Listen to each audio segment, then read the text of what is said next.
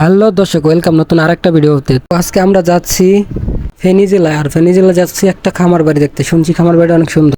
আসসালামু আলাইকুম দর্শক, তো আমরা রওনা দিলাম ফেনীর উদ্দেশ্যে। আর ফেনীর উদ্দেশ্যে ঢাকার থেকে যাইতে অবশ্যই মেঘনা ব্রিজ হয়ে যাইতে, আর এটা হলো মেঘনা ব্রিজ।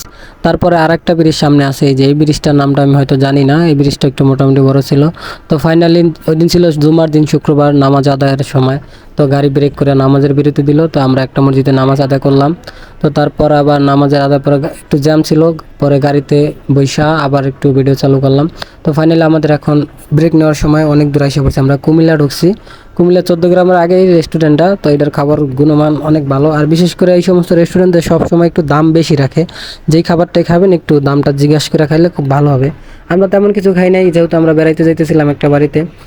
আমরা একটা পানি কিনছিলাম আর কিছু শুকনা খাবার কিনছিলাম। তো আবার পরে খাওয়া শেষ, বিরতি শেষ, পরে আবার বাস উঠলাম। তো আবার রওনা দিলাম ফেনীর উদ্দেশ্যে। তো ফাইনালি আমরা একটু পরেই এখন ফেনীতে নেই যে বাদ দেখা হচ্ছে ফেনীতে। তো এই আমরা ফেনীর গ্রাম সাইডে ঢুকে গেলাম। তো মাশাআল্লাহ অনেক সুন্দর সবুজে ঘেরা। আমরা এখন যেই সড়কটাতে হাঁটতেছি এটা হলো ঢাকা চট্টগ্রাম সড়ক। তো এখন আমরা যে বাজারে আসছি, মানে সিএনজিতে উঠছি, এই বাজারটার নাম হলো পদুয়া। পদুয়া থানা বলে আর কি। তারপর আমরা এখন যাব খামারবাড়ি, আর খামারবাড়ির ফুল ভিডিও আসবে আগামী কালকে বা পরশু। আর ফাইনালি খামারবাড়ির ভিতরের ভিডিওটা অনেক সুন্দর হবে, আশা করি আপনারা দেখবেন। আর নদীপথে যেতে হয়েছিল, এই জন্য আমাদের ট্রলার ভাড়া করতেছিল। আর ওই জায়গার ট্রলারগুলো একদম ছোট, বেশি বড় না।